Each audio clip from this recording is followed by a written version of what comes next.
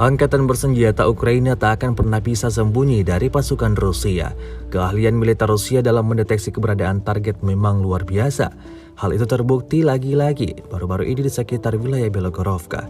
Rekamannya ramai beredar di media sosial Telegram pada Selasa 13 Juni 2023. Dapat dilihat titik-titik angkatan bersenjata Ukraina meledak dahsyat saat artileri yang diluncurkan Rusia datang menerjang.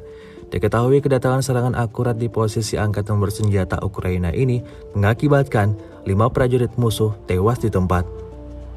Hingga video ini beredar, beragam komentar dituliskan warganet.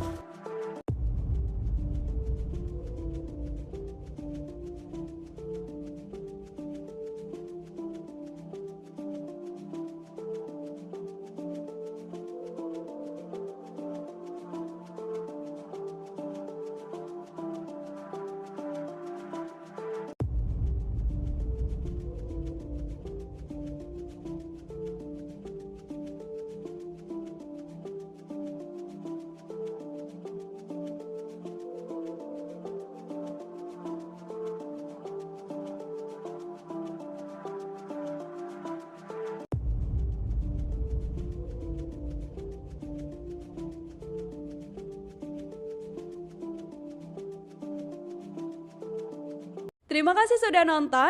Jangan lupa like, subscribe, dan share ya.